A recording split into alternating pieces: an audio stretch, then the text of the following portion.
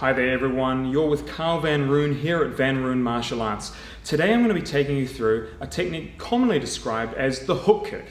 We sometimes call it a reverse hooking kick, and it's the base point that allows you to learn how to do popular techniques such as a spinning hook kick or reverse turning kick. They look like this. So to learn that kick, you first need to learn how to do a hook kick, which is off the front leg and you're basically coming up this way. This technique is a lot like doing a turning kick that comes around but in the opposite direction. So you're hitting with your heel or the flat of your foot as you come up this way. Now, what I find where a lot of people go wrong is they either try to swing their leg in a straight line or they don't know how to maintain their posture properly. So one key factor that you should learn about is the universal chamber. If you haven't already watched that video, go back to the channel and find the universal chamber video, which looks like this. This technique, or position, the chamber itself, is essential in learning how to hook your leg back around. Once you know how to use that universal chamber, the next point is to learn how to mobilize your hip joint. And that is the idea of the egg beater. Now, I'm going to use the egg beater to get my hip mobile so I get a nice fluid hook kick. I'm going to do the egg beater technique from a position that I like to call the universal chamber. So I'm going to bring my knee up this way into the universal chamber, and I'm going to now do small circles with my knee and big circles with my foot. This is the egg beater. By learning how to get my hip mobile like this, I can make a nice smooth hook kick. So rather than lifting it up this way, where my leg is one unit, or kicking it out just like a side kick, and then hooking it back, but it not really having the smoothness, I want to bring my leg up through this position here, which we'd call a bending stance in ITF Taekwondo, and then pass up into the universal chamber. And the way that I'm going to do that is by using this egg beater-like movement. Did you see how that was basically this? From there, I can lift and go into the hooking kick, or hook kick for short. That's the hook kick. This is a very versatile kick, and one of the most interesting things about it is people tend to get into the habit of only protecting towards the side where side kicks and turning kicks or front kicks strike.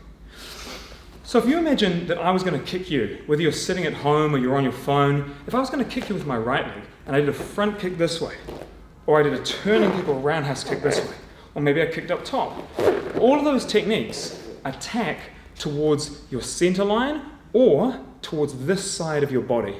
In your case, your left hand side, my right. The hook kick, on the other hand, rather than coming through the center this way or to this side, looks like it's going to go that way and then hooks back in the opposite direction. That makes it a very deceptive technique. And there's multiple ways that we can throw that. You can either go directly across like this, or if the opponent's hand is up a little high, you can chop down up and over. It's a bit like how a boxer will throw a straight punch, but if the hands are too high, or if the person's got a jab out, they'll come over with an overhand to collect them on the chin, getting over that guard. So rather than throwing the hooking kick flat like this, you can sometimes angle it down and over. By doing that, I can clear the guard. So I lift my knee higher and then chop down. Have a little watch.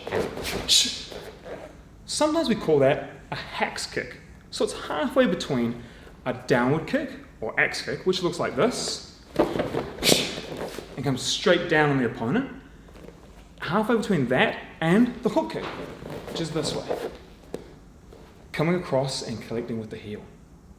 My biggest piece of advice that you want to take home, though, is to make sure that you learn how to mobilize your hip with the egg beater. If you find it difficult at first, that's normal. What you need to try to do is just start low and think of it the same as how you would use your shoulder. I'm pretty sure all of you can do this. Put your hand out to the side this way and rotate your fist under your elbow and back over the top. Gradually start to gain some momentum. It's a lot like the way that a boxer will use a speed bag. they get looseness in their shoulders, thereby giving them fluidity in their punching.